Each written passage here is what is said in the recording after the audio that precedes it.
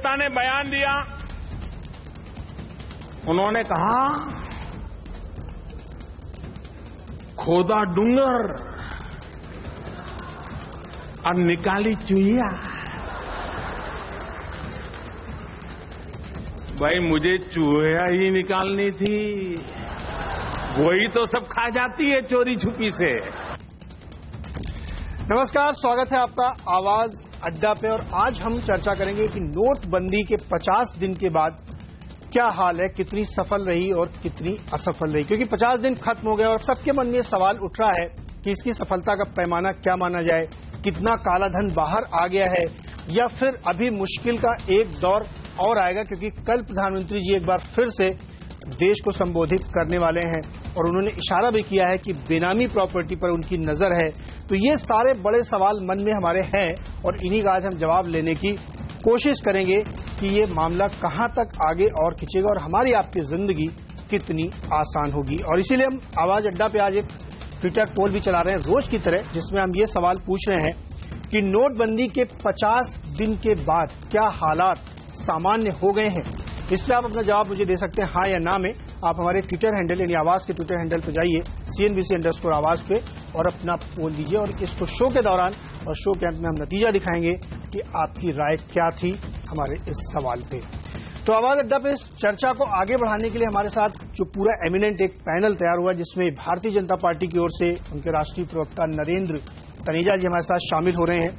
साथ ही real estate क्षेत्र के दिग्गज एक्सपर्ट हैं हमारे साथ संजय दत्त जी, मार्केट एक्सपर्ट भी हमने रखा है अजय बग्गा जी को, और द वायर जो एक एजेंसी है उसके फाउंडर एडिटर MK वेणु हमारे साथ हैं, जो दिल्ली लुटियंस जोन की पॉलिटिक्स जिसका मोदी बार बार जिक्र करते हैं उस पर बड़ी पैनी नजर रखते हैं, और टैक्स एक्सपर्ट शरद कोहली भी हमारे साथ जुड़ेंगे। साथ ही NIPFP की ओर से सीनियर कंसल्टेंट सुयश रॉय भी हमारे साथ जुड़े। आप सबका बहुत बहुत स्वागत है आवाज अड्डा पे। तो पहला सवाल मेरा यही है, नरेंद्र जी आपके पास आ रहा हूं मैं। 50 दिन पूरे हो गए हैं प्रधानमंत्री जी के वादे के मुताबिक। मान लिया जाए कि ये काला धन निकालने की जो एक कोशिश थी वो सफल रही, मान लें इसको।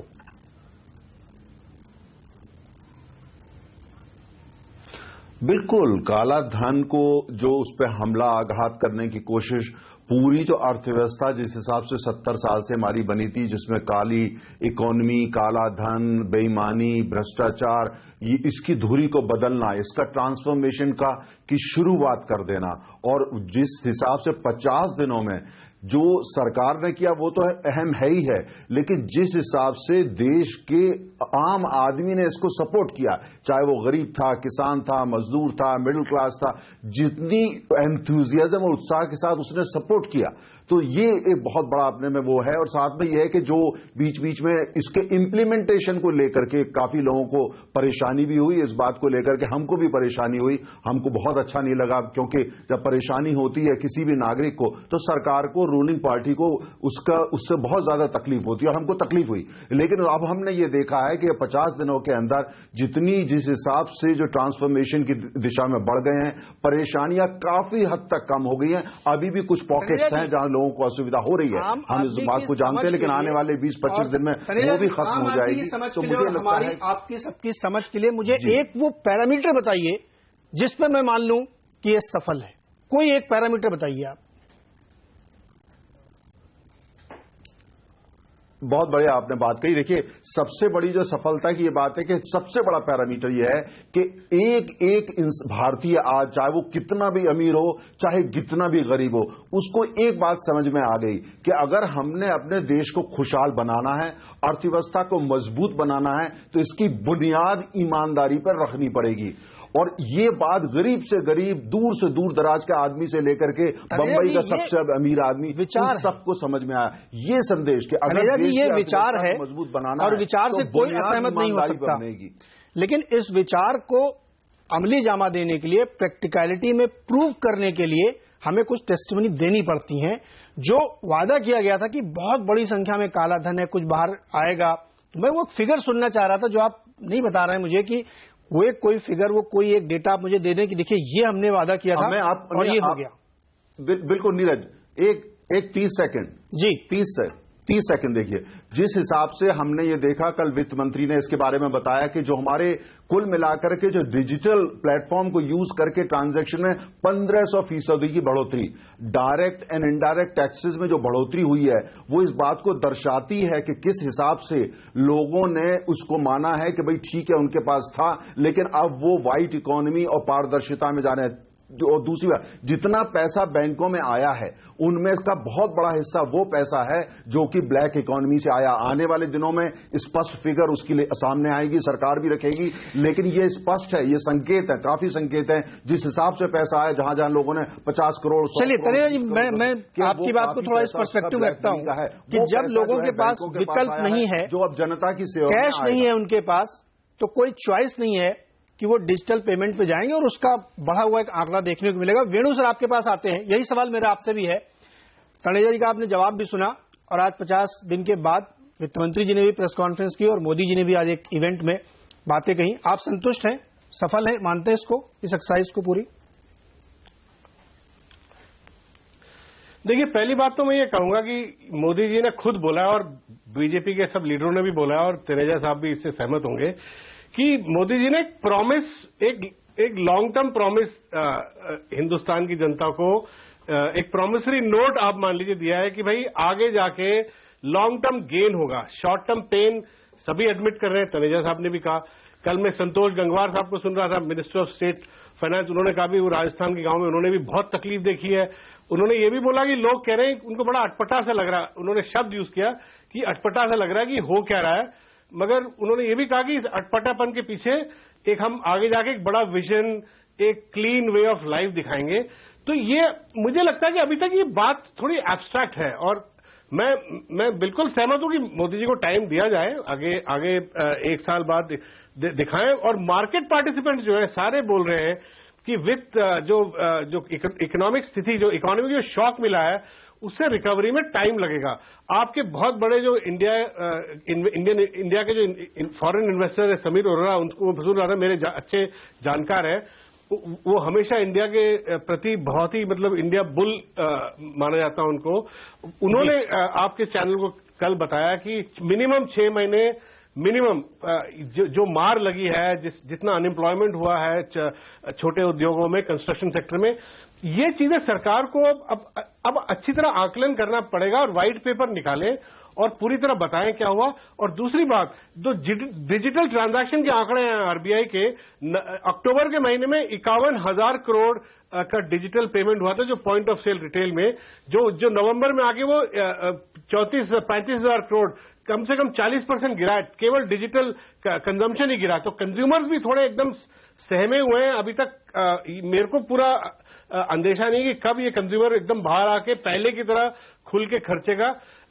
ये सारी आशंकाएं हैं, इनको सरकार को चाहिए दूर करें और ये ना क्लेम करें जैसे जेटली जी ने कहा कि बहुत बड़ा सक्सेस है और इनडायरेक्ट टैक्स बढ़ गया, क्योंकि अभी टैक्सेस पूरे साल का देखना पड़ेगा। अप्रैल से नवंबर का बड़ा होगा, मगर आप नवंबर, दिसंबर, जनवरी, फरवरी, मार्च का देखना पड़ेगा, तब पता लगेगा कि असली डैमेज क्या हुआ है। करेक्ट। सुरेश के पास चलते हैं। सुरेश, क्योंकि वेणु ने बड़ा वैलिड क्वेश्चन उठाया कि जो इकोनॉमी है, रियल जो शॉकर है उसको है, तो आप चूंकि उस पर नजर रखते हैं, तो मैं ये समझना चाहता हूं, क्वेश्चन को थोड़ा ट्विस्ट करता हूं कि सफलता के जो पैमाने हम देखना चाहते हैं, सुनना चाहते हैं, आप चूंकि नंबर्स पे देखते हैं उनको, क्या वो नंबर्स पे रिफ्लेक्ट हो रहे हैं? आपको लग रहा है कि वो चेंज की तरफ है? अभी नंबर शायद वो दिखेंगे नहीं, लेकिन कम से कम वो ट्रेंड आपको इंटरनली दिखने लगा कि कहां ट्रेंड बदल रहा है।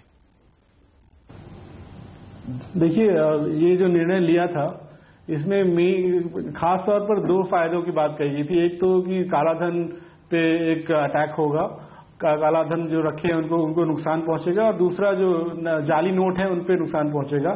और सरकार ने सुप्रीम कोर्ट को ये सूचना दी थी कि 3.5 से 4.5 लाख करोड़ रुपए के आसपास वापस नहीं आएगा, जो कि माना जाएगा कालाधन है, उसे नष्ट किया जाएगा। और ये एक तरह का एक पैरामीटर हो गया सक्सेस का। तो वो तो लगता है मुश्किल, क्योंकि 10 दिसंबर तक ही 12.5 लाख करोड़ रुपए आगे थे 15.5 में से। अभी पिछले 20 दिन में कितने आए हैं बताया नहीं गया है, लेकिन मेरे ख्याल से काफी हद तक आ गया होगा। और दूसरा जाली नोट की बात हुई, वो तो सिर्फ 400 करोड़ ही का अनुमान है पूरे इकोनॉमी में, जब 18 लाख करोड़ में से 400 करोड़ ज्यादा नहीं हुआ, तो उसके लिए इतनी बड़ी निर्णय की जरूरत नहीं थी। तो वो तो सफलता की एक बात होगी। दूसरा, ये कैशलेस वगैरह की बातें तो बाद में शुरू की गई है, बहुत कुछ हफ्तों के बाद निर्णय लेने के, जब शायद उनको लगा होगा कि कुछ और चीजें भी इससे की जा सकती हैं, तो उसमें ये चीज जोड़ दी गई है। और अभी तक कुछ क्लियर उस पर डेटा नहीं आया है। जैसा कि वेणु जी ने कहा, ये सही बात है कि जो दुकानों में कार्ड से खरीद फरोख्त होती है उसमें लगभग 35% की कमी है अक्टूबर के मुकाबले नवंबर में, जबकि आप पिछले साल देखें तो अक्टूबर नवंबर में लगभग सेम था, और इस साल 40% गिर गया है। वो क्यों गिरा होगा? मुझे तो लगता है बढ़ना चाहिए था, क्योंकि लोगों ने कैश उनके हाथ में नहीं था तो कार्ड यूज करना चाहिए था, लेकिन कम हो गया उसकी खरीद फरोख्त। तो शायद इसलिए क्योंकि लोग डर गए हैं, थोड़े सहमे हुए हैं, उनको पता नहीं कि आगे क्या होने वाला है, तो शायद बचा रहे हैं पैसे अपने। लेकिन अभी क्या है कि इकोनॉमी में डेटा थोड़े लैग के साथ आता है। हमारे पास कुछ डेटा है, जैसे एक्सपोर्ट पे आप देखें, निर्यात का जो डेटा आया है वो काफी गिरा है नवंबर में, और वो जो सीजनल एडजस्टमेंट के बाद भी गिरा है काफी। उसके अलावा अगर आप देखें तो सब्जी और फलों के जो कीमतें मंडियों में वो काफी ज्यादा गिरी हैं, एक्सपेक्टेशन से ज्यादा गिरी हैं। फिर जो ये व्हीकल हुए, गाड़ियां हो गई, इनकी जो सेल है वो भी गिरी है। तो ये सब चीजें हैं। और जो एक्साइज ड्यूटी की जो बात कही थी कल वित्त मंत्री ने, उसको थोड़ा ध्यान से देखेंगे ना तो शायद उतना अच्छी खबर नहीं है वो, क्योंकि पिछले साल के मुकाबले इस साल रेट ज्यादा है एक्साइज का। नवंबर से जनवरी के बीच काफी रेट बढ़ाया गया था पेट्रोल। एग्जैक्टली सुरेश, यही मैं और सुनना चाह रहा था कि जो ट्रेंड निकल के आ रहा है वो बहुत इनिशियल है, उससे शायद नहीं है। तो तनेजा जी इस बात को कह सकते हैं कि उनके फेवर में है कि अभी ट्रेंड नहीं है, लेकिन शॉकर बहुत बड़े हैं। इसीलिए हमारे साथ दो लोग हैं, अजय जी और संजय दत्त जी। संजय जी, रियल एस्टेट जो मतलब बहुत बुरी तरीके से जो हमको खबरें मिल रही है कि इससे इम्पैक्टेड हुआ है, बहुत दिक्कत आई, वहां पे सेल रुक गई है, जो ये पूरी सिचुएशन बन रही, इससे रिवाइवल आपको लग रहा है या ये बहुत प्रोलॉन्ग चलेगा और इसका सबसे बड़ा खामियाजा इस सेक्टर को भुगतना पड़ेगा?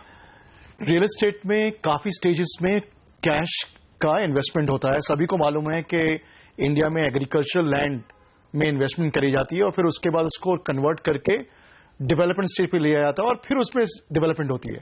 तो आई थिंक वो जो स्पेकुलेशन है लैंड की, वो तो पूरी प्रभावित है। वो तो मतलब तहस नहस समझ लिए कि वो हो गई है, उसमें स्पेकुलेशन नहीं है और उसमें कैश सर्कुलेशन तकरीबन खत्म ही हो गया है। अब रियल एस्टेट डेवलपमेंट की बात करें, जहां पे डेवलपर्स आते हैं, जिसकी हम लोग आजकल की चर्चा कर रहे हैं, वो पिछले 3 साल से काफी तंगी से निकल रहे हैं और वो उसका रीजन और कुछ नहीं है, सिर्फ स्लो इकोनॉमी है। हम लोग बोलते हैं 7% जीडीपी, लेकिन हमारे हालात इस देश के बताते हैं कि शायद वो 7% जीडीपी नहीं है, शायद 4 और 5% ही है। तो वो इसकी जो टाइमिंग है उससे ज्यादा प्रभावित हुए हैं। ये इनिशिएटिव बहुत अच्छा है, इसका लॉन्ग टर्म बेनिफिट बड़ा अच्छा है, लेकिन जो इसकी टाइमिंग है वो रियल एस्टेट के लिए बहुत ही खतरनाक साबित हो रही है, क्योंकि वो एक इनडायरेक्ट एम्प्लॉयमेंट जो क्रिएट करता है रियल एस्टेट सेक्टर, वो उससे काफी प्रभावित हो चुका है। और मेरे को लगता है कि ये कम से कम 1 या 2 साल लगेंगे। और ये सिर्फ सर्कुलेशन की बात नहीं कर रहे हम लोग कैश की, ये हम बात कर रहे हैं कि इकोनॉमी की रिकवरी कैसे होगी। जब तक जॉब कॉन्फिडेंस नहीं आएगा तो लोग खर्चा कैसे करेंगे, जब तक सर्कुलेशन में पैसा नहीं आएगा लोग कैसे बाहर निकल के इन्वेस्ट करेंगे। उस सारे माइंडसेट को चेंज तो हो गया आपको कि ठीक है आने वाले टाइम में हम लोग कैश को कम यूज करेंगे और ब्लैक मनी थोड़ी कम होगी, लेकिन इकोनॉमी को रिकवर करते करते अगर 2-3 साल निकल गए तो जो हमारा व्यापार है वो बहुत बुरी तरीके से अपसेट हो सकता है। राइट, ये बहुत अच्छा पॉइंट आपने रखा कि जॉब वाला जो इशू है, और चूंकि रियल एस्टेट सबसे बड़ा जॉब प्रोवाइडर है, क्योंकि बहुत सारी इंडस्ट्रीज से जुड़ी होती है। अजय, मार्केट शायद इसी बात को पसंद नहीं कर रहा है। मुझे जो लगता है कि बाजार इस बात को भी नहीं पसंद कर रहा है कि उसको अनसर्टेनिटी नहीं चाहिए, अनप्रोडक्टिबिलिटी नहीं चाहिए, और इस समय जो है कि पता नहीं कब क्या हो जाए, शायद एफआईआई इस बात से बहुत नाराज है। आपको लगता है ऐसा? नीरज, देखिए, मैं थोड़ा एक नपातुला एक एनालिसिस देना चाहूंगा। ओवरऑल मैं ये कहूंगा कि मार्केट को सरप्राइज मिला। नवंबर 8 को हम यहीं थे, आपके आवाज अड्डा में ही हम थे, और हम ट्रंप की बात कर रहे थे, ट्रंप की जीत की, और एकदम से नोटबंदी की प्रधानमंत्री की स्पीच आ गई। तनेजा जी भी थे हमारे साथ। पूरे मार्केट को सरप्राइज हुआ, बट ये आस्था थी कि कुछ ब्लूप्रिंट है पीछे और कुछ अच्छा निकल के आएगा। अब क्या जरूरत है, अब एक्शन क्या हुआ है कि ऑलरेडी इकोनॉमी पिछड़ी थी, कैपेक्स नहीं था, कैपिटल एक्सपेंडिचर नहीं था इकोनॉमी में, और जैसे संजय भी बोले इकोनॉमिक ग्रोथ इतनी स्ट्रांग नहीं थी। अब उसके चलते आप सितंबर का अगर आंकड़ा देखें, कंपनियों का साल दर साल रेवेन्यू ग्रोथ 5% से कम था नॉमिनल टर्म्स में। जब आपकी इन्फ्लेशन 5% है, मतलब रियल टर्म्स में 3,500 से 4,000 टॉप कंपनीज का जो रेवेन्यू ग्रोथ था वो जीरो था रियल टर्म्स में ऑलरेडी सितंबर में। उसके ऊपर एक बहुत बड़ी आंच आई है पूरी इकोनॉमी पे। हम ये नहीं कह सकते कि इम्पैक्ट नहीं हुआ, बहुत बड़ा इम्पैक्ट है। टेक्सटाइल देखिए, रिटेल देखिए, रियल एस्टेट देखिए, जेम्स ज्वेलरी देखिए, आप कुछ भी कंजम्पशन का एरिया देखिए, वहां पे इतना हुआ। अब यहां से निकलें कैसे? 3 चीजें मैं कहूंगा। एक तो पारदर्शिता लाइए।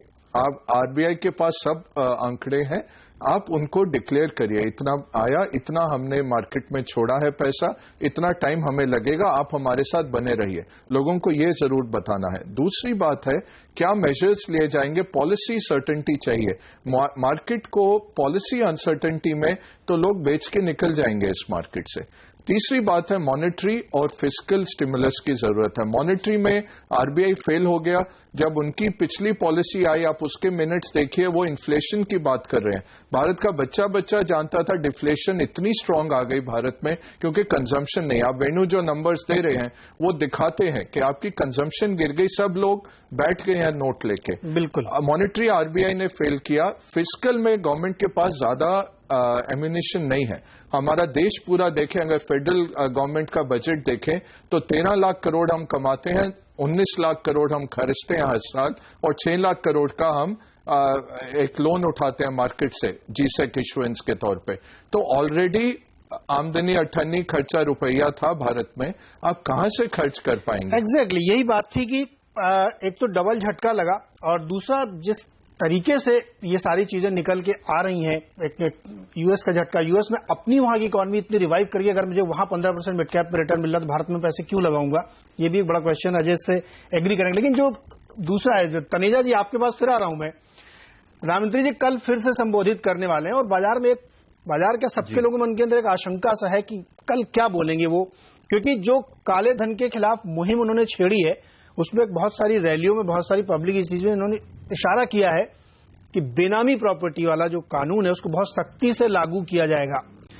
मुझे नहीं पता कल वो क्या बोलेंगे, आपको शायद थोड़ा ज्यादा सेंस होगा मुझसे कि कल क्या हो सकता है या अगला कदम गवर्नमेंट का क्या होगा, क्योंकि ब्लैक मनी के पीछे जो ऑल आउट एफर्ट है वो अभी लग रहा चलेगा। देखिए, जो 8 नवंबर को जो एक बहुत बड़ा एक परिवर्तन के लिए, एक ट्रांसफॉर्मेशन की शुरुआत हुई है, वो एक शुरुआत थी। जब कोई भी चीज शुरुआत होती है, आप हवाई जहाज में बैठते हैं, जब वो टेक ऑफ करता है थोड़ी टर्बुलेंस होती है जब तक कि आप क्रूजिंग एल्टीट्यूड पे नहीं पहुंच जाते। अब काफी हद तक हमारी कार, रेल में, समुद्री जहाजों, यही लगभग होता है, प्रकृति का नियम होता है। जब आप इतना बड़ा ट्रांसफॉर्मेशन कर रहे हैं, थोड़ी सी कहीं ना कहीं लोगों को झटके लग सकते हैं, आशंकाएं भी आ सकती हैं, कभी कभी बेबुनियाद आशंकाएं भी आ सकती हैं, क्योंकि जो लोग उस पर टिप्पणी कर रहे हैं उनको भी इसका कोई अनुभव नहीं है, और जो इसको इंप्लीमेंट कर रहे हैं वहां भी अनुभव, वो ऐसा तो नहीं कि पहले हमने भी कभी ऐसा किया था, लेकिन हमने ये देखा कि अगर ये ट्रांसफॉर्मेशन नहीं करेंगे तो अर्थव्यवस्था और आम आदमी के लिए परेशानी मुश्किल हो सकती है। जो हम चाहते हैं कि अर्थव्यवस्था मजबूत हो, स्तंभों पर खड़ी हो, उसी पे मैं आ रहा हूं। जी, अगला कदम। अच्छा, अब ये जो आगे जो चलना है, आगे चलना इस हिसाब से चलना है कि आशंकाएं लोगों के अंदर ना रहें। कुल मिलाकर के जो है लोगों को ये लगे कि भाई सब कुछ ठीक चल रहा है। कुल मिलाकर ये सारा ट्रांसफॉर्मेशन को क्रूजिंग एल्टीट्यूड पे ले जाना है, जहां झटके ना हो, जहां पे अनसर्टेनिटी ना हो, लोगों को तय हो जाए कि भाई अब दिशा ये तय हो गई है। जो थोड़ी टर्बुलेंस है हो सकती है, लेकिन कुल मिलाकर इससे देश को इतना फायदा हो रहा है। ये जो कहा जा रहा है बिल्कुल अर्थव्यवस्था पीछे हो जाएगी, मतलब डूम्सडे वाले जो सिनेरियो बना रहे हैं, इनमें कतई कोई सच्चाई नहीं है। छोटा बहुत जीडीपी में हो सकता है 0.5%, 0.7%, ये हो सकता है, लेकिन ये शॉर्ट टर्म में भी आप नुकसान होगा, मीडियम टर्म में ही गेन है, लॉन्ग टर्म तो बहुत बड़ा गेन है। जहां तक आपने ये कहा कि प्रधानमंत्री जी कल क्या कहने वाले हैं, मैं आपको ईमानदारी से बता रहा हूं, किसी को भी नहीं पता। प्रधानमंत्री की स्पीच है, हमको इंतजार करना होगा, लेकिन हमारा ये मानना है कि जो शुरुआत हुई है उसी को लेकर, और जो एक खुशी का माहौल बन रहा है, और जो एक तरह से माहौल अगले 24 हमारे देश में ईमानदारी 24 घंटे तक आपको सांस रोक के बैठना पड़ेगा और सस्पेंस रखना पड़ेगा। संजय जी, आप कुछ कहना चाह रहे थे, बताएं। मैं ये कह रहा था कि प्लेन टेक ऑफ नहीं हुआ है। सांस बेईमान लोगों को रोकनी है। सांस नीरज सांस जो है सिर्फ बेईमान लोगों को रोकनी चाहिए। ईमानदार लोगों को सांस रोकनी चाहिए। वो तो सेलिब्रेट कर रहे हो, कल भी करेंगे। मैं एक छोटा सा इसमें इंटरेक्शन दे दूं। तनेजा जी, बेईमानों को तो बिल्कुल उनको ही सारी दिक्कत है, लेकिन ईमानदार को भी दिक्कत हो रही है, ये आप एक्सेप्ट करिए। आप ये नहीं कह सकते कि जो ईमानदार आदमी वो जश्न मना रहा है, पार्टी करेगा कल, वाह क्या कदम उठाया है, लाइन में लगा खड़ा हो रहा है आदमी 1 महीने से 50 दिन से, तो ये नहीं कि ईमानदार आदमी जश्न मना रहा है और बेईमान आदमी परेशान है। परेशान दोनों है। संजय जी, कंप्लीट। पिछले 5 साल से नीरज प्लेन टेक ऑफ हुआ था कांग्रेस की सरकार के टाइम पे, तब से टर्बुलेंस चल रही है, तभी से भूचाल आ रहे हैं, तभी से बुरी हालत हो रही है इकोनॉमी की। तो प्लेन सिर्फ अभी नहीं टेक ऑफ हुआ, प्लेन तो 4-5 साल से डगमगा रहा है, लेकिन कब संभलेगा उसी की आशा पे दुनिया आंखें बिछाए बैठी है। और वो ये जो सुझाव है, ये जो परिवर्तन है, ये सब पॉजिटिव है, हम इसके अगेंस्ट नहीं है।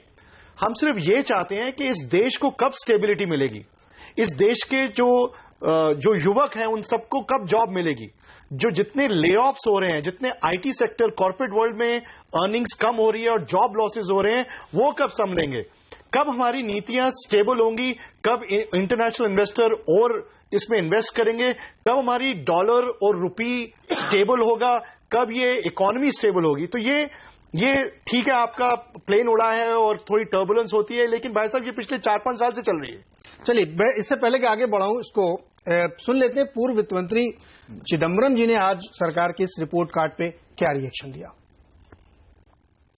Government has tried to change the narrative from black money and corruption to a cashless economy. No economy can become or has become totally cashless. We support encouraging high-value transactions to adopt the digital mode, but to insist that even low-value transactions should go cashless is an absurd and undesirable goal. There are serious issues of privacy and cost to the payer and the payee. These issues require serious debate. Right, तो जैसे चिदम्बरम जी कह रहे हैं कि पूरी तरीके से cashless बनाना बहुत मुश्किल है। हो सकता है कि आप हाई ट्रांजैक्शन को डिजिटल ऑनलाइन करें, सही बात, लेकिन शरद जी मैं आपके पास नहीं आया था इसी से क्यों लेते हुए कि देखिए बीच में खबरें आई कि 67 लाख लोगों को आईटी की नोटिस भेजी गई जिन्होंने हाई ट्रांजैक्शंस किए। फिर कई सारे और नंबर आए कि अभी एक बीच में आज ये खबर चल रही थी कि जिन्होंने पुरानी नोटों से अपने लोन्स रीपे कर दिए हैं उनको भी रखा जाएगा। तो ये जो पूरा टैक्सेशन के लिहाज से चल रहा है, इसमें कितनी मुश्किल आगे आने वाली है, क्योंकि ये रास्ता आसान नहीं, बहुत सारे लिटिगेशंस होंगे इसमें। देखिए नीरज, पहले तो मैं जो अभी आपने चिदम्बरम जी की जो बाइट सुनाई है, मैं उसके ऊपर कुछ कमेंट करना चाहूंगा, फिर मैं आपके प्रश्न पे आता हूं। पहले तो उन्होंने जो कहा, ये बार बार कहा जा रहा है ये गोल पोस्ट चेंज हो गई, गोल पोस्ट चेंज हो गई। मैं कोई सरकार का प्रवक्ता बन के बात नहीं कर रहा हूं, पर मुझे समझ नहीं आ रहा है इसमें गोल पोस्ट चेंज कहां से हो गई, क्योंकि जब आप डिजिटल इकोनॉमी की तरफ बढ़ रहे हैं तो आप ट्रांजैक्शन की ट्रेल क्रिएट करने की कोशिश कर रहे हैं, और जिस भी ब्लैक मनी की मुहिम पे आप चल रहे हैं, आप कैश इकोनॉमी को, पैरेलल इकोनॉमी को, शैडो इकोनॉमी को आप डिस्ट्रॉय करने की कोशिश कर रहे हैं। तो जब आप शैडो इकोनॉमी को डिस्ट्रॉय करेंगे तो नेचुरल बात है आपको कैशलेस, आपको बैंकिंग के माध्यम से ट्रांजैक्शन करने पड़ेंगे। तो इसमें गोल पोस्ट पहले जो चेंज करने की बात ये लोग कहते हैं, मुझे ये बात हजम नहीं होती, क्योंकि इसको हमें इन टोटलिटी देखना पड़ेगा। दूसरा बात कि ये बार बार स्पष्ट की गई है कि कैश लेस नहीं, लेस कैश की तरफ बढ़ रहे हैं, ये भी एक स्टेटमेंट दी गई, मेरे हिसाब से वो ठीक नहीं है। तीसरा, आपने मेरे से पूछा कि आगे कर प्रणाली में क्या परेशानी आने वाली है। देखिए, कर प्रणाली में परेशानी ये आने वाली है कि जिन लोगों पर यह दारोमदार डाला गया है काले धन को निकालने का, वो है कर विभाग। अब कर विभाग को पूरी की पूरी ऑनेस्टी से, पूरी ईमानदारी से काम करना पड़ेगा, क्योंकि 14 लाख करोड़ जो बैंकों में आ चुका है, इसमें से कितना काला है कितना सफेद है, ये पूरी तरह से अब कर विभाग पर निर्भर है। उनको जब वो ईमानदारी से काम करके निकालेंगे, मेरे अनुमान से नीरज, कम से कम इसमें से आधा काला धन निकल सकता है, अगर वो उसको पूरी ईमानदारी से, पूरी डिलीजेंस से उसको निकालें और शीघ्र से शीघ्र निकालें, क्योंकि जितना इसमें वो डिले करेंगे तो हमारे पास कर प्रावधानों में एस्केप रूट बहुत हैं। आप अपील में चले जाइए, आप सेटलमेंट में चले जाइए, आप दूसरी अपील कर दीजिए, तीसरी अपील कर दीजिए, तो उसमें ये तो खिंचते खिंचते सालों लग जाएंगे। तो जब तक कर विभाग पूरी सदृढ़ता से, पूरी डिलीजेंस से काम नहीं करेगा, इसमें से पैसा निकल के आना मुश्किल है। दूसरी बात मैं ये इसमें जोड़ना चाहूंगा नीरज, कि इस कदम के बाद आपको साथ में कुछ फॉलो अप कदम लेने जरूरी है। फॉलो अप कदम यह है कि आप आइंदा से जो कर काला धन ना बने, उसके लिए आप जैसे कैश रिटेंशन लिमिट के पीछे हम सुन रहे थे कि 3 लाख या 2 लाख से ऊपर कोई भी व्यक्ति कैश रखने के लिए बाध्य नहीं हो, वो रखेगा नहीं, वो इलीगल माना जाएगा। इस पर एक कदम उठाया जाना चाहिए, क्योंकि जब ये होगा तो लोग कैश को इकट्ठा करने में, कैश का काम करने में घबराएंगे। दूसरा मैं ये सलाह देना चाहता हूं सरकार को कि आप कैश की स्पेंडिंग पे लिमिट लगाइए कि साहब एक व्यक्ति एक साल में 1 लाख या 2 लाख से ज्यादा कैश स्पेंड नहीं कर सकता। जब आप ऐसा करेंगे तो कैश रखने में लोगों को कोई इंसेंटिव नहीं रहेगा। अगर कोई व्यक्ति 10 करोड़ रुपए अपने पास रख लेता है तो वो उसको कहां खर्च करेगा? जो आप सवाल अभी उठा रहे थे ना, बिल्कुल वैसे ही दिक्कत आएगी जब आप ये कहोगे कि आप साल में 1 लाख से ज्यादा कैश मत खर्च करिए, तो उसका हिसाब किताब रखना कि मैंने कहां कहां कितना खर्च किया, ये एक और मुश्किल खड़ी होगी कर विभाग के लिए, जिसकी आप चर्चा कर रहे हैं। लेकिन मैं इसलिए कह रहा हूं, युग में हम जी रहे हैं, जो गोल पोस्ट की बात हो रही थी वो ठीक है, तो ये भी हो सकता है। प्रधानमंत्री जी ने अपना एक लक्ष्य तय किया है, उसको वो हासिल कर रहे हैं। नोटबंदी को जब आप टोटलिटी में देखते हैं, पर्सपेक्टिव में डालते हैं, तो बिल्कुल आपकी बात सही है।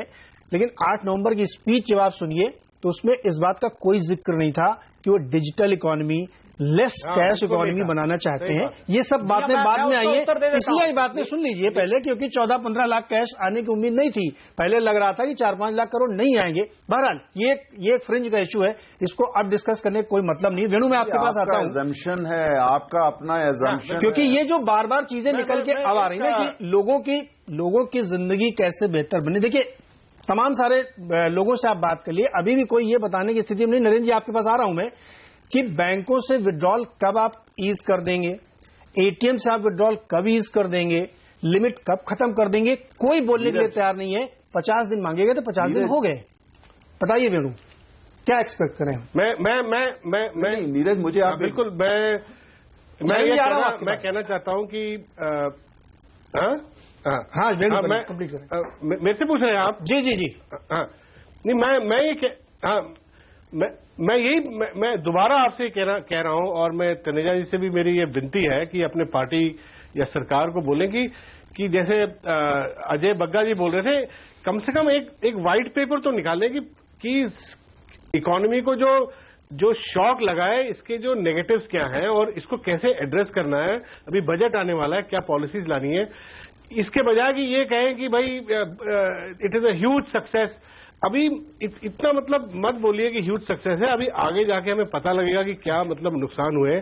और जहां डिजिटाइजेशन की बात हो रही थी, जैसे पूर्व वित्त मंत्री ने बोला कि जो ऊपर के जो हाई वैल्यू जो कैश ट्रांजैक्शन है उनको पहले डिजिटाइज करें, जैसे पॉलिटिकल फंडिंग होती है उसको करें पहले। आपको मैं कीनिया में 75% जो पॉपुलेशन है, एडल्ट पॉपुलेशन, वो मोबाइल वॉलेट यूज करती है, मगर कीनिया फिर भी देश सबसे करप्ट देशों में माना जाता है, क्योंकि ऊपर वाले लेवल में जो वहां के जो पॉलिटिकल जो सिस्टम है वहां पे अभी तक पारदर्शिता नहीं लाई गई है, तो वो भी करें। तो ये सारी चीजें, इससे कॉन्फिडेंस और आएगा। मैं बता रहा हूं, अगर पॉलिटिकल फंडिंग में पारदर्शिता लाए तो मार्केट बड़ा पॉजिटिव आपको मार्केट से फीडबैक मिलेगा। जी, बताएं कब तक ये बैंकों से लिमिट हट जाएगी, कोई अनुमान? और लिमिट ये तो खैर सरकारी बताएगी। जी बिल्कुल, इसलिए तनेजा जी से पूछ रहा हूं। 500 रुपए लेने जा रहा हूं, एटीएम में 500 रुपए नहीं मिल रहे हैं। नहीं, तनेजा जी से इसलिए पूछ रहा हूं, बताएं तनेजा जी। नहीं, अब मुझे देखिए, अभी आपको नीरज क्या लिमिट है, अभी हर हफ्ता कितना पैसा निकाला जा सकता है बताएंगे मुझे? 24,000 रुपए हर हफ्ते जी। और 1 महीने में कितना पैसा निकाला जा सकता है? 1 लाख से थोड़ा कम। 24,000 हर हफ्ते? हाँ बिल्कुल। आप उस देश की नहीं 24,000 तो लगभग 1 लाख रुपए महीने का। हाँ। हमारे देश में जब हम सत्ता में आए हैं 2014 में, तो हमारे देश में 80% लोगों की हाउस होल्ड इनकम 12,600 रुपए से कम थी। आप भारत की बात कर रहे हैं, सब लोग साउथ दिल्ली या साउथ बॉम्बे में नहीं रहते हैं। समस्या यह है कि आप लोग सोचते हैं जैसे सब लोग साउथ बॉम्बे में रहते हैं, साउथ नहीं रहते भारत में। हाउस होल्ड इनकम जब 12,600 थी जब हम सत्ता में आए, वहां पे 1 लाख रुपया आज भी आप कैश निकाल सकते हैं। किस बात की बहस कर रहे हैं? नहीं तनेजा जी, अरे भारत के बारे में बात सुनिए। साउथ दिल्ली साउथ बॉम्बे भारत नहीं है खाली। आप ये पैरामीटर नहीं लगा सकते ना कि आपकी उस समय आमदनी कम थी इसलिए मैं लिमिट कम रखी हूं। मैं आपके प्रश्न, अरे मैं आपके प्रश्न का जवाब दे रहा हूं, जो जैसे साउथ बॉम्बे, साउथ दिल्ली के लिए, उनके लिए भी जवाब दे देता हूं। देखिए, जैसे जैसे स्थिति अब हो रही है, आप देखेंगे, थोड़ा वेट करिए, कोई लंबा वेट करने की आपको जरूरत नहीं पड़ेगी। ये थोड़ी बहुत जो इस पे जो रोक लगी हुई है हटा दी जाएगी, जिससे आप वो लोग जो लाखों रुपया कैश निकालना चाहते हैं उनको भी कोई शिकायत ना रहे। देखिए, आज हकीकत ये, मैं बहस सुन रहा हूं आपके 8 बजे से, किसी के पास बहुत स्ट्रांग आर्ग्यूमेंट या क्रिटिसिज्म जो एक कंस्ट्रक्टिव या एक होना चाहिए वो नहीं है। जो क्रिटिसिज्म है इस बात का, ये ठीक नहीं है जो वो इसको इम्प्लीमेंटेशन को लेकर ज्यादा था। ये कहा गया अर्थव्यवस्था 4 साल से खराब थी, कुछ भी नहीं। अरे भैया, एफडीआई, एक सेकंड, लेट मी कंप्लीट, उसके बाद कहिएगा। एफडीआई जो हमारे देश में आया है, उसकी जो फिगर वो हाईएस्ट रही है वर्ल्ड के अंदर। दूसरी तरफ जो इंडिया की image as an investment destination, उसको कोई नकारता है तो मैं फिर उस पर क्या बोलूं, पूरी दुनिया कह रही है। और दूसरी, ये जो हम ईमानदारी, ट्रांसपेरेंसी ला रहे हैं, टेक्नोलॉजी ला रहे हैं, आम आदमी, गरीब आदमी के पास कोशिश कर रहे हैं जो भी अर्थव्यवस्था के लाभ हैं उसको भी मिले, पूरी दुनिया में और पूरे भारत में उसकी सराहना हो रही है। नहीं हो रही तो कुछ पॉकेट्स के अंदर, तो ठीक है, कोई बात नहीं, लोकतंत्र है, लोकतंत्र के तनेजा जी, ये इससे कोई इंकार नहीं कर रहा, हर आदमी इसकी तारीफ कर रहा है, तो आम जनता। मैं आपको बताऊं, आज सुबह स्टेट बैंक से बात हो रही थी। स्टेट बैंक का कहना है कि उनके पास जो कैश डिस्पेंस करते हैं वो 40% उनके पास है, जो रिसाइकल होता है, जमा होता देते, 60% अभी भी वो रिजर्व बैंक से ले रहे हैं। 8 नवंबर से पहले की जो सिचुएशन होती थी नॉर्मली, वो 10% आरबीआई से होती थी, 90% अपने से होती थी। तो ये स्थिति आप करो कि कुछ ही दिन में हो जाएगी, मुझे नहीं लगता कुछ दिन में होगी, क्योंकि वो 50 दिन हुए हैं सिर्फ, 50 दिन सिर्फ हुए हैं। 50 दिन में 10 दिन की छुट्टियां, 50 दिन हुए, उसमें 10 दिन छुट्टी रही है। 50 दिन में 40 दिन, मतलब वर्किंग डे 40 डेज। और इतना बड़ा ट्रांसफॉर्मेशन, आप ये देखिए कितनी बड़ी कामयाबी भारत के आम जनता ने करके दिखा दी। उसको भी देखिए, खाली ल्यूटेंस दिल्ली, साउथ बॉम्बे भारत नहीं है। भारत के नागरिक ने कितना साथ दिया है कि उसकी तकदीर बदले, भारत की तकदीर बदले। ये बहुत बड़ा आंदोलन है, बहुत बड़ा यज्ञ है। 40 दिन में आप ये चाहते हैं वो करके दिखा दे। और कांग्रेस को नहीं देखा जो 10 साल बैठे रहे, उनके बारे में तो आपने कोई टिप्पणी नहीं करी कि उन्होंने अर्थव्यवस्था का क्या हाल कर दिया, या 70 साल में बेईमानी का इतना बड़ा पहाड़ खड़ा कर दिया। उस पर भी साथ साथ बोलते जाइए ना, बुराई क्या है? बिल्कुल, इससे कोई इंकार नहीं कि इस पे बहुत सारे लोग सहमत। सुयश के पास वो काम कर दे जाएगा, 70 साल चाह रहे थे वो पहाड़ बेईमानी का खड़ा। जो तस्वीर है इकोनॉमी में, जो ट्रांजैक्शन की पूरी स्थिति आप देख रहे हैं, होगी, आपका व्यू क्या है उसमें? मुझे सुनाई नहीं दिया, वो पीछे से बोल रहे थे। मैं ये पूछ रहा हूं कि जो इस समय सिचुएशन है, हो गई है ईज करने की ट्रांजैक्शंस को, बैंकिंग ट्रांजैक्शन को, वो वॉलेट के थ्रू हो या कैश के थ्रू, ज्यादातर कैश इसलिए क्योंकि अभी भी बहुत सारे लोगों के पास वो सुविधा नहीं है, या अभी वो सीख रहे हैं, वो समय लगेगा उसमें, जैसा तनेजा जी कह रहे हैं, बिल्कुल सही, टाइम लगेगा। लेकिन अभी की जो सिचुएशन देखते हुए, जो बैंक खुद बोल रहे हैं ऑन रिकॉर्ड कि टाइम लगेगा, 3 से 6 महीने लगेगा अगर डेटा आप देख के चलें तो आपको क्या फीडबैक मिल रहा है? मैं आपको देखिए, पहली बात तो मैं कहना चाहता हूं कि सरकार ने बोला था कि दिसंबर के बाद लिमिट हटाई जाएंगी। सरकार के वादे की कुछ अहमियत होती है। मैं एक नागरिक हूं, मैं कोई राजनेता नहीं हूं, इसलिए मैं ये कहना चाहता हूं कि मुझे सरकार से आशा थी कि अपना ये वादा पूरा करेगी। इतने वादे तोड़े, ये तो रखेगी, ये भी नहीं रख पा रही है। दूसरी बात यह है कि 24,000 रुपए का लिमिट है, वो ऑन पेपर है। अगर आप अभी ब्रांच में जाइए और 24,000 निकालने की कोशिश करिए तो पता चलेगा कि कितना करता हूं। मैं जा चुका हूं, बता रहा हूं, 10,000 15,000 से ज्यादा नहीं मिल पा रहा है ब्रांच 12,000 से ज्यादा। तो ये इससे क्रेडिबिलिटी नहीं बन सकती सिस्टम की। अगर आपने नियम बनाया, खुद निकाले हैं नियम 24,000 आज खुद निकाले हैं 24,000 रुपए। बधाई हो आपको, आपको बधाई हो बहुत। और मैंने अपने ड्राइवर को भेज के निकलना है, मैं खुद भी नहीं गया हूं। आपको बहुत बधाई नहीं। देश की हकीकत यह है कि देश में ज्यादा कुछ पॉकेट्स है जहां असुविधा है, अधिकांश जगह स्थिति बेहतर है। अधिकांश जगह स्थिति बेहतर है, कुछ पॉकेट्स हैं जहां असुविधा है लोगों को। अगर इसका अधिकांश जगह स्थिति कहीं बेहतर है। मैं ये नहीं कह रहा 100% ठीक हो गई है, लेकिन कहीं बेहतर है। नहीं, मैं कह रहा हूं अगर आपके पास का डेटा है कि कितने ब्रांचेस में 24,000 निकल रहा है, कितने में कम निकला, तो रिलीज करिए, नहीं तो स्टेटमेंट मत दीजिए। ठीक है, आपके पास डेटा हो तो रिलीज करिए। कि कितने ब्रांचों में 24,000 निकल रहा है, कितनों में उससे कम निकल रहा है। नहीं, आपको मैं देता हूँ, अरे मैं आपको दे रहा हूँ। 13 दिसंबर से इतना भी नहीं डेटा दे रहे, 13 दिसंबर से तनेजा जी इतना भी डेटा नहीं दे रहे कि कितना आपने करेंसी वापस लाए हैं, आप अगर कितना करेंसी आपने वापस इकोनॉमी में डाला है, वो भी डेटा आपने देना तो आप दीजिए, आपको मेरे पास वो डेटा है पूरी तरह की नहीं है। अजय जी, मेरे पास वो डेटा है, मैं दे देता हूं। वो 5,80,000 करोड़ के करीब इस टाइम वापस आ चुका है। आपके पास कैसे, जब आरबीआई नहीं दे रहा? अब तो बीजेपी के प्रवक्ता सर, आरबीआई ने डेटा दिया है, आपने आपसे अजय जी मिस हो गया होगा। 10 दिसंबर का डेटा है, 13 दिसंबर के बाद का डेटा नहीं आया है कोहली साहब। बिल्कुल अजय ठीक बोल रहे हैं, 13 के बाद कोई डेटा नहीं है, अजय ठीक बोल रहे हैं। का डेटा है। नहीं, 12,44,000 करोड़ का जो मैं आपको डेटा देता हूं, मैं आपको दे रहा हूं डेटा को लेकर के हम इतना डिटेल नहीं करते अपनी बातचीत को।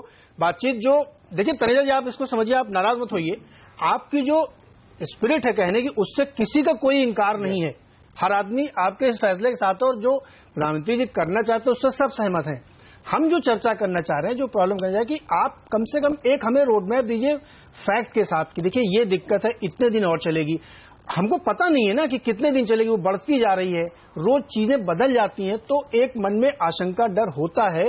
हम लोग अभी उतने इवॉल्व नहीं हुए सोसाइटी के तौर पे कि सब कुछ मान के चलें कि आप जब करेंगे। चलिए खैर, इसको आगे और बढ़ाते हैं। मैं ये कह रहा था कि क्या ये एक्सपेक्ट किया जाए कि सरकार के कोष में बड़ी रकम आएगी? इसका जवाब मैं आपको, हालांकि सरकार की तरफ से ये मनाही, इसका जवाब मैं इसलिए सवाल पूछ रहा हूं क्योंकि डेफिसिट कम करने के लिए सरकार के खर्चे बढ़ाने में बड़ी मददगार साबित होगा। वेणु, आपको लगता है कि बड़ा पैसा वापस आएगा? देखिए, इस वक्त जैसे अजय बग्गा बोल रहे थे, इस वक्त पूरी अंतर्राष्ट्रीय क्रेडिट रेटिंग एजेंसी की नजर हमारी सरकार पे है। हमारी एक एफआरबीएम कमेटी है, जिनके जो चेयरमैन एनके सिंह हैं, उनसे मेरी बातचीत हुई पिछले दिनों में। वो भी क्रेडिट रेटिंग एजेंसी से उनकी भी मुलाकात हुई है, और वो प्रेशर डाल रहे हैं कि आप फिस्कल डेफिसिट रोड मैप को कॉम्प्रोमाइज मत कीजिए, पॉज मत कीजिए। और सरकार के पास अभी एक ही विकल्प ये है कि जो 14.5 लाख करोड़ जो आए हैं बैंक में, सारा पैसा वापस आया, उसमें इनकम टैक्स को जल्दी से आइडेंटिफाई करना पड़ेगा। कौन ऐसे जिनसे कर लेजिटिमेटली ले सकते हैं विदाउट थ्रेटनिंग, कोवर्शन के बगैर। अब वो कह रहे हैं कि शायद, विवेक देबरॉय साहब बोल रहे थे नीति आयोग के, शायद उसमें कह रहे थे कि 50-75 हजार से 1 लाख करोड़ तक शायद कर निकला है। मेरे हिसाब से वो फिस्कल सरप्लस, वो पूरा एक जिस किस्म का फिस्कल बूस्ट चाहिए इस वक्त इकोनॉमी की स्थिति देखे, 1 लाख करोड़ से होगा नहीं काम। और दूसरा, बैंक को कैपिटल की जरूरत है, 3-3.5 लाख करोड़। बैंकों की स्थिति बहुत खराब है। जो अभी डिपॉजिट आया है, ये तो लायबिलिटी है, मगर जो पुराने जो एनपीएस की स्थिति है वो और बदतर होती जा रही है। अभी 5 महीने का अभी आरबीआई ने कॉर्पोरेट्स को अभी वो दिया है, विंडो दिया कि आपकी अगर एनपीए हो रही है तो आप उनको अभी आप मत रिकग्नाइज कीजिए 150 दिन का। अब जो लग रहा है कि एनपीए बढ़ेंगी, जो 6 मंथ की फाइनेंशियल छोटे उद्योगों की एनपीएस और बढ़ेंगे। तो बहरहाल ये इसमें कोई तो ये सब देखते हुए मुझे तो और थोड़ा सा मुझे डर ही लग रहा है कि फिस्कल सिचुएशन कहां जा रहा है। राइट, लेकिन चलिए सवाल अब यहां पे एक छोटा सा ब्रेक लेंगे, लेकिन उसके बाद हमारे मन में सवाल आ रहा है कि जो प्रधानमंत्री जी ने, वित्त मंत्री जी ने अलग अलग मौकों पे कहा है कि जो लोग जिन्होंने बहुत मेहनत से बहुत मदद की सरकार की और इस संघर्ष में उनके साथ रहे, इस महायज्ञ में आहुति देने में आगे आए, उनको बड़ी राहत दी जाएगी। तो क्या टैक्स में उनको राहत मिलेगी? किसानों को, सैलरी पेड को, रियल एस्टेट में जो होम बायर्स हैं उनको किसी तरीके की मदद मिलेगी? और कर्ज सस्ता होगा कि नहीं होगा? क्योंकि प्रधानमंत्री ने स्वयं एक स्पीच में कहा था कि नोटबंदी के बाद जो इतना ज्यादा पैसा आएगा बैंकों के पास, कि कर्ज सस्ता होगा। छोटे से ब्रेक के बाद चर्चा करेंगे तमाम इन मुद्दों पर।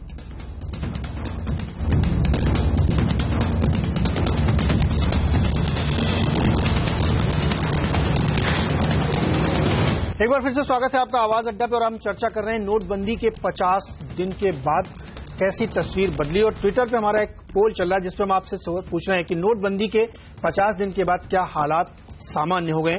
इस पे आप अपना जवाब दे सकते हैं सीएनबीसी आवाज के हैंडल पे जाके, CNBC_आवाज पे जाइए और हाँ या ना पे अपना जवाब दीजिए। शो के आखिरी सेगमेंट में हम बताएंगे कि आपकी राय क्या है, आप इस मामले में क्या सोचते हैं। तो चर्चा हमने अब तक करी कि सिचुएशन क्या है, उसकी एक स्टेटस रिपोर्ट ली तमाम हमारे जो पैनलिस्ट जुड़े हुए हैं। और हमने ब्रेक से पहले आपसे कहा था कि सरकार ने, प्रधानमंत्री जी ने खुद वादा किया है कि जिन्होंने कष्ट उठाए उनको रिवार्ड किया जाएगा। तनेजा जी, शुरू आपसे ही करेंगे। क्या ये एक्सपेक्ट करें हम कि कुछ टैक्स के फ्रंट पर राहत मिल सकती है आम आदमी को? आम आदमी, ये सारा कुछ जो यज्ञ महायज्ञ हो रहा है ये आम आदमी के लिए है।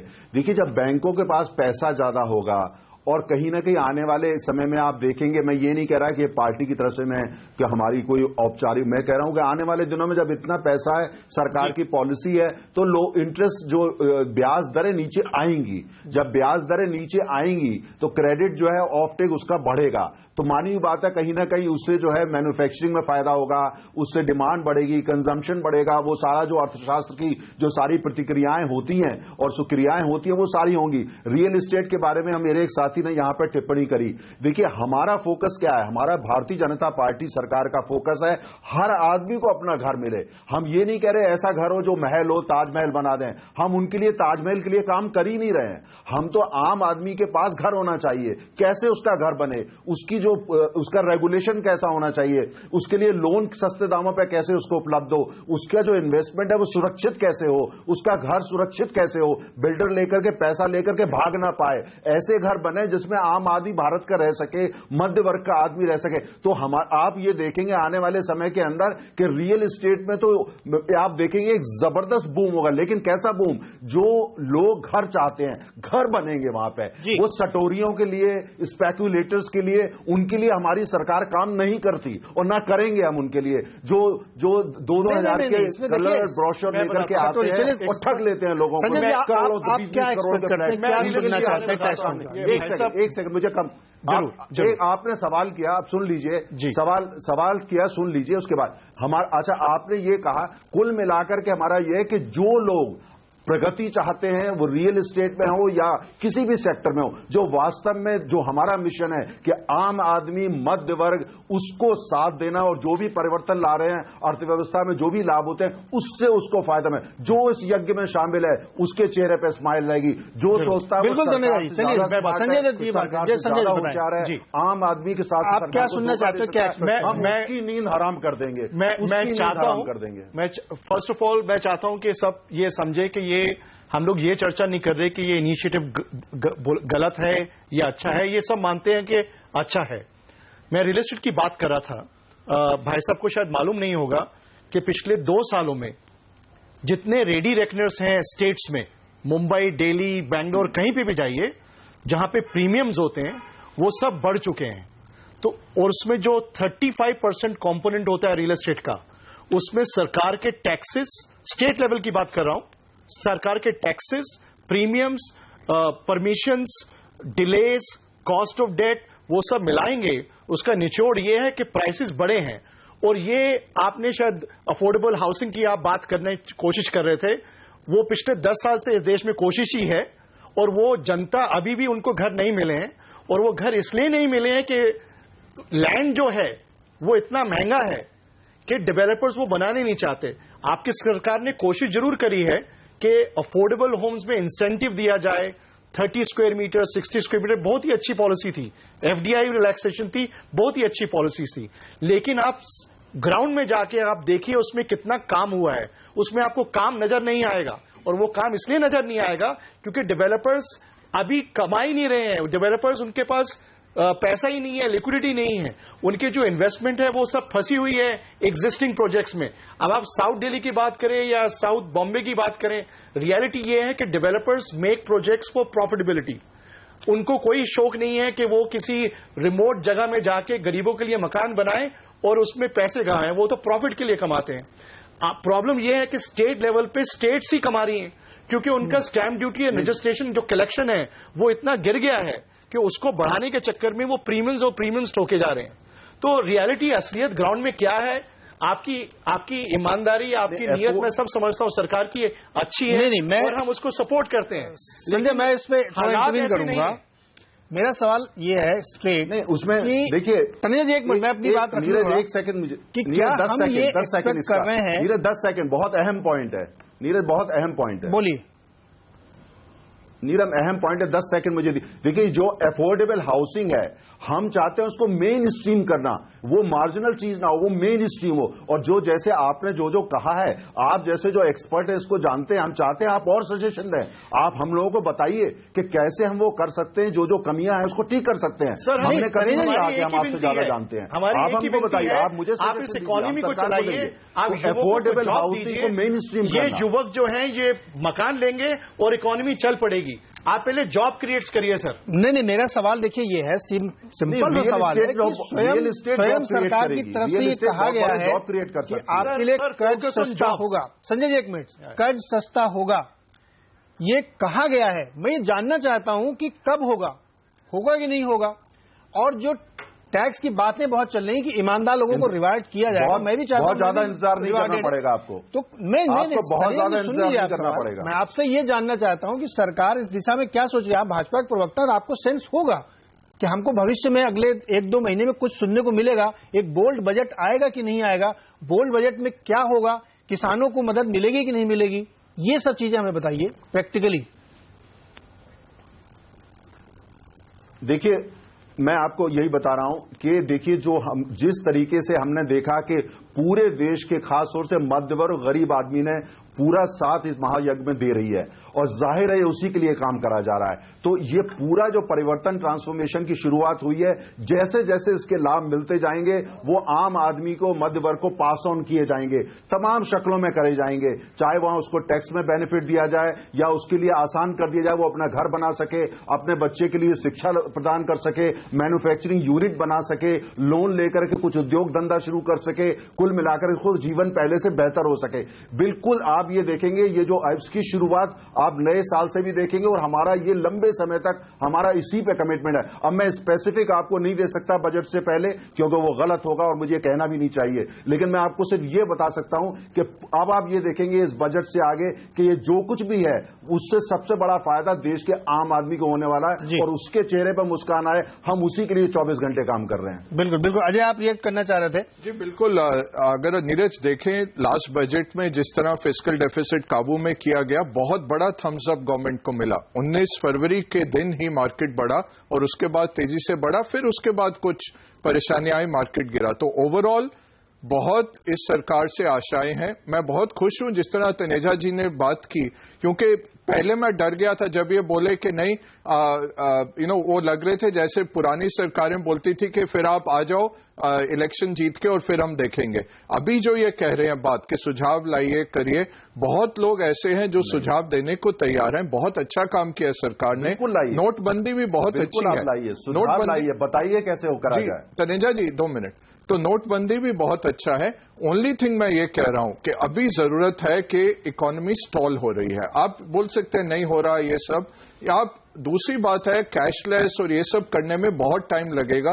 टेलीकॉम वालों को 1 लाख करोड़ का खर्चा करना है साल 10 साल, अगर आपको भारत को लिंक करना है। आप यहां से 150 किलोमीटर दूर जाइए करजत, जहां सब पॉलिटिशियन के फार्म हाउस हैं, आपको वहां मोबाइल कनेक्शन नहीं मिलता है। मैं सरपंचों के साथ बैठा था पिछले हफ्ते, कहीं आप कॉमर्स नहीं कर सकते, और आपके पास अगर कैश नहीं है आप फार्मिंग नहीं चला सकते। तो ये जेन्युइन डिफिकल्टीज हैं, ये मैं एनेक्डोटल नहीं बोल रहा हूं। आपके साथ ही नीरज, आपके चैनल के साथ मैं रायपुर गया, अमृतसर गया, इंदौर गया, हर जगह हमने लोगों से बात की। परेशानी है, बट लोगों की आस्था है कि सरकार हमारे लिए अच्छा कर रही है। दूसरी बात ये बहुत जरूरी है कि इस सब रिटोरिक में हम फिर वो इंदिरा गांधी वाली चीज ना ले आए जो 69-71 में उसने नेशनलाइज कर दिए बैंक, और भारत की बैंकिंग की तबाही हो गई पूरी। आज तक भारत उसका खामियाना बढ़ रहा है। अब बीजेपी से जो उम्मीद थी पूरे मार्केट को कि ये बहुत लिबरलाइज करेंगे, जॉब क्रिएट करेंगे और भारत को एक नई दिशा देंगे, अब उसके बीच में आप जीतते रहेंगे क्योंकि बहुत अच्छा आपका एडमिनिस्ट्रेशन है, बट इससे अच्छा हो सकता है, यही मार्केट कहने की बिल्कुल। ये देखिए, इसमें कोई इंकार नहीं कि डिजिटल इकोनॉमी बने, कैशलेस ट्रांजैक्शन हो या लेस कैश ट्रांजैक्शन हो, लेकिन उस डिजिटल कॉस्ट को भी आप कम करिए। बीसीजी कह रहा है इंसेंटिवाइज करना पड़ेगा। तरह जा रहा हूं मैं आपके पास एक मिनट, काफी इंसेंटिवाइज करना पड़ेगा, क्योंकि जिस बड़े पैमाने पर 120 करोड़ की आबादी में हम इसको पुश देना चाहते हैं वो बहुत अभूतपूर्व है। इतना बड़ा मुहिम आज तक किसी ने नहीं चलाया, लेकिन उसके लिए प्रोएक्टिवली आपको वो चीजें इंसेंटिवाइज करनी पड़ेंगी, लोगों को ऐसा लगे कि डिजिटल करने में मेरा फायदा है। अगर हमारे 10 रुपए ज्यादा लग रहे हैं डिजिटल करने में तो मैं थोड़ा सा संकोच करूंगा। सुयश, NIFPF ने जरूर इस बात पर स्टडी करी होगी कि जो लेस कैश या डिजिटल की तरफ सरकार बढ़ना चाहती है उसको किस तरह से पुश देने की जरूरत है, क्योंकि अभी जो है उसकी कॉस्ट है मेरे ऊपर, मैं उतना क्यों बियर करूं 100 रुपए के ऊपर 10 रुपए दूं मैं।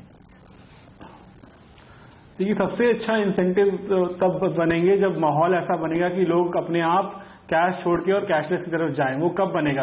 मैं कुछ बातें कहता हूं। पहले तो इंफ्रास्ट्रक्चर होना चाहिए, जैसा बताया करजत जैसी जगह पे अगर टावर से सिग्नल नहीं आ रहा है तो कैसे आप मोबाइल पे कर पाएंगे, दिक्कत होती है। और फिर सरकारें हमारे क्या करती है, कभी कभी किसी जिले में बंद कर दिया इंटरनेट पूरी तरह से, दंगे हो गए, कुछ हो गए तो बंद कर दिया, तो क्या आपका व्यापार भी ठप हो जाएगा उस दौरान। तो ये सब चीजें हमें सॉर्ट करना पड़ेगा, तब जाके हमारा इंफ्रास्ट्रक्चर सेटल होगा। दूसरी बात यह कि हमारे यहाँ कोई प्राइवेसी को लेके अच्छा कानून नहीं है जिसमें कि आप ऑनलाइन ट्रांजैक्शन करें और उसमें जो आप इंफॉर्मेशन दें वो सेफ रहे, उसका दुरुपयोग ना हो। उस जो भी देश लेस कैश या कैशलेस तक पहुंचे हैं उनके यहाँ अच्छे प्राइवेसी पे कानून है, जिसकी वजह से लोगों को डर नहीं लगता अपनी सूचना, अपना इंफॉर्मेशन देने पे ऑनलाइन और ट्रांजैक्शन करने पे। तीसरी बात यह है कि रेगुलेशन ऐसे होने चाहिए कि जो कंज्यूमर यूज करते हैं डिजिटल उनको सुरक्षित महसूस हो कि अगर कुछ उनके साथ धोखाधड़ी हो जाए तो जल्दी से जल्दी उनको उसका निवारण मिल पाए और उसको उनको कॉम्पनसेशन है जो भी वो मिल पाए। ये सब चीजें सरकार का काम होता है, सरकार का काम लॉटरी चलाना वगैरह नहीं होता है। ये सब चीजें अगर बेसिक चीजें आप ठीक करेंगे तो अपने आप लोग चुनेंगे। जैसे हमारे यहाँ शेयर थे डीमटेरियलाइज हो गए, सारे के सारे लोगों ने चुन लिया कि वो पेपर फाड़ के फेंक देंगे और डीमटेरियलाइज ले लेंगे। कुछ साल लगा उसको करने में, लेकिन वो अपने आप लोगों ने चुना, लोगों को फोर्स नहीं किया गया था इनिशियली। आप याद करिए तो सिस्टम अच्छे से बनाया गया, NSDL CDSL अच्छे से चलते हैं, अच्छा सिस्टम बना हुआ है तो लोगों ने अपने आप चुना। तो अगर सिस्टम अच्छा बनाओगे, इंफ्रास्ट्रक्चर सही रहेगा, सेफ रहेगा, प्राइवेसी सिक्योर रहेगी तो लोग अपने आप चुनेंगे, क्योंकि सरकार को लॉटरी चलाने की जरूरत नहीं। बिल्कुल बिल्कुल। इसमें नीरज मैं 2 सेकंड का एक सुझाव तनेजा जी को देना चाहूंगा। स्वीडन और डेनमार्क अगर देखें तनेजा जी, उन्होंने क्या किया कि आप जो घरेलू हाउसकीपर्स ड्राइवर्स को अगर आप सैलरी दे रहे हैं, अगर आप डिजिटली देंगे तो हम आपको टैक्स रिबेट देंगे। तो ATC के अंदर आप उस तरह की पेमेंट्स ले आइए। मैं कह रहा हूं अभी तक हम डराते रहे हैं लोगों को कि ये हो जाएगा वो हो जाएगा, थोड़ा आप इंसेंटिव भी डालिए लोगों की झोली में। चलिए, चूंकि बहुत कम समय बचा है तनेजा जी, मैं चाहता हूं कि आप 10 सेकंड के लिए आप मेरी तरफ आ जाए, मतलब एक आम आदमी बन जाए, भाजपा प्रवक्ता छोड़ के। बहुत 10-10 सेकंड के मुझे जवाब चाहिए, छोटे छोटे जवाब। बजट आ रहा है, एक आम आदमी के तौर पर तनेजा जी आप क्या सुनना चाहेंगे उसमें जो आपको खुश करेगा? आप एक बीजेपी की प्रवक्ता की तरह मत बोलिए, आप आम आदमी की तरह सोचिए और ये सुनना चाहते हैं वो बताइए आप। बहुत छोटा 10 सेकंड। चाहूंगा कि भाई पिछले 2 महीने से असुविधा मुझे हुई है, बजट ऐसा आए कि वो असुविधा को मैं भूल जाऊं। जी चलिए, वेणु आप क्या सुनना चाहेंगे? देखिए, मैं सुनना चाहूंगा कि ये जो अभी जो अनएम्प्लॉयमेंट की स्थिति है, जो डिमोनेटाइजेशन से पहली बदतर हुई पड़ी थी, वो और खराब हो रही है। राइट। इस मामले में वित्त मंत्री क्या सामने एक पॉलिसी रखेंगे जिससे इकोनॉमी में सुधार आए, ग्रोथ, सबका थोड़ा सुधार। तो ग्रोथ फोकस है। शरद कोहली 10 सेकंड में बताइए क्या सुनना चाहेंगे? टैक्स स्लैब में चाहते हैं बदलाव हो? देखिए, जब कर की जो कलेक्शन है वो बढ़ जाएगी तो करदाता भी बढ़ने की उम्मीद है। तो ऐसी उम्मीद करी जाती है कि जो टैक्स के रेट्स हैं, जो टैक्स के स्लैब्स हैं, वो रैशनलाइज किए जाएंगे। अभी 2.5 लाख से बढ़ा के 4 लाख 5 लाख कर दी जाए और टैक्स के स्लैब्स भी कम कर दिए जाए, जिससे कि टैक्स की कंप्लायंस बढ़े। जब टैक्स की कंप्लायंस बढ़ेगी तो अपने आप करदाता बढ़ जाएंगे। जो हम टैक्स पेस बढ़ाने की बात करते हैं, रीट में और ज्यादा जाएगा या हाउसिंग लोन को और ज्यादा टैक्स इंसेंटिव दिया जाए? मैं समझता हूं इन्फ्लेशन कम होगी और देयरफॉर इंटरेस्ट रेट कम होगा और पीपल अपना जो मकान लेना चाहते हैं वो अफोर्डेबल हो जाएगा। लेकिन असल बात यही है कि अगर इस कंट्री की इकोनॉमी अच्छी चल रही है जी, किसी को कोई आपत्ति नहीं होगी पैसे देने में और हाई प्राइस देने में, सिर्फ उनकी जॉब सिक्योर होनी चाहिए और जिनके पास जॉब नहीं है उनके लिए जॉब क्रिएशन होना चाहिए। बिल्कुल। अजय, आप क्या सुनना चाहते हैं कि सरकार बिल्कुल सोचे भी ना कैपिटल गेन्स टैक्स लगाने या उसकी मियाद बढ़ाने के बारे में, STT के बारे में, या कुछ और बूस्ट चाहिए मार्केट के लिए? बूस्ट तो यही चाहिए कि खर्चा करिए, थोड़ा फिस्कल डेफिसिट को स्लिप होने दीजिए, पैसा डालिए इकोनॉमी में, जॉब क्रिएशन बहुत जरूरी है।